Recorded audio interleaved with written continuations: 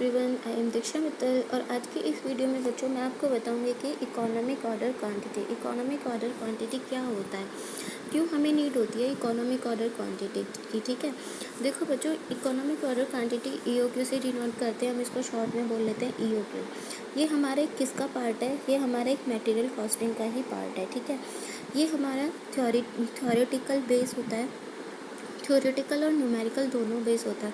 लेकिन इसकी हमें नीड क्यों होती है, कॉस्ट अकाउंटेंट को इसकी ज़रूरत क्यों होती है इकोनॉमिक ऑर्डर क्वांटिटी की, वो इस वीडियो में समझेंगे। ठीक है, इकोनॉमिक ऑर्डर क्वांटिटी बच्चों सबसे पहले तो ये समझो कि ये हमें करता क्या है। ये हमें सपोर्ट करता है to determine how much to buy. ठीक है, मतलब हमें एक बार में कितना प्रोडक्ट परचेज़ करें, एक बार में हम कितनी क्वांटिटी परचेज़ करें कि हमारी जो कॉस्ट है, प्रोडक्ट की जो कॉस्ट है वो क्या आए बच्चों, कम आए। मतलब प्रोडक्ट की कॉस्ट अकॉर्डिंग टू क्वांटिटी हमारी कम आए। अब देखो क्या होता है बच्चों, किसी भी कंपनी में या किसी भी फैक्ट्री में कोई भी प्रोडक्ट बनाने के लिए किस चीज़ की नीड होती है, मटेरियल की नीड होती है। अब एक वो ज़रूरी तो नहीं कि पूरा मटेरियल एक साल में एक साथ ही ख़रीद लिया जाए। अगर तुम एक साल का पूरा मटेरियल ख़रीदोगे तो क्या होगा, उससे तुम्हारी कॉस्ट को, तुम्हें पैसा ज़्यादा चाहिए उसके लिए ख़रीद तो सकते हो तुम, लेकिन क्या चाहिए उसके लिए, तुम्हें पैसा ज़्यादा चाहिए।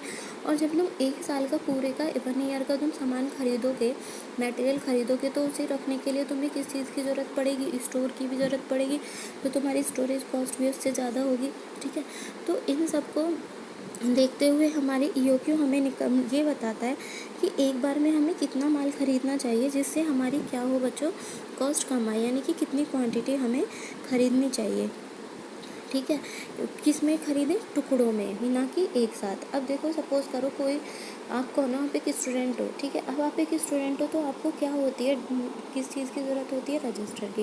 अब आप, ऐसा तो है नहीं एक साल में आपको जितनी रजिस्टर की नीड होगी आप एक साथ खरीद कर ले आओगे एक साल के रजिस्टर, ऐसा तो है नहीं।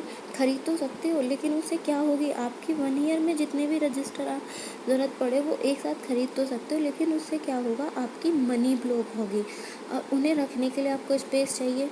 ठीक है, बहुत सारी चीज़ें मैटर करती हैं। किसी के पास अर्निंग नहीं होता इतना कि एक साथ, लेकिन अगर वो जैसे ही उसका पहला ख़त्म भर जाए या पहला में स्पेस ना बचे, फिर वो नेक्स्ट ख़रीद ले, तो उसे इतना जोर नहीं पड़ता जितना एक साथ ख़रीदने में पड़ता है। ठीक है, अब जैसे सपोज़ करो हमारी ये इकोनॉमिक ऑर्डर क्वांटिटी के लिए हमें बच्चों 3 चीज़ की आवश्यकता होती है। कौन कौन सी वो 3 चीज़ कौन सी हैं? सबसे फर्स्ट होती है बच्चों कंजम्पशन ड्यूरिंग द पीरियड। मतलब हमारा एक साल का एनुअल कंजम्पशन कितना होगा, कंजम्पशन कितना होगा हमारे पूरे साल में, सबसे पहले तो हमें उसे पता होना चाहिए, जिसे हम डिनोट करते हैं बच्चों ए से।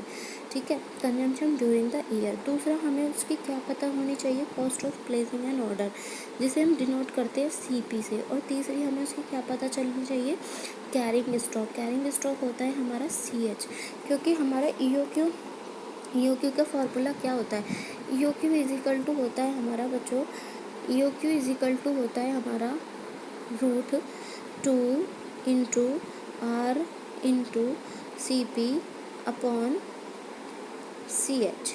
ठीक है, जिसमें हमें आर क्या होता है, आर होती है हमारी रिक्वायरमेंट। आर होती है क्या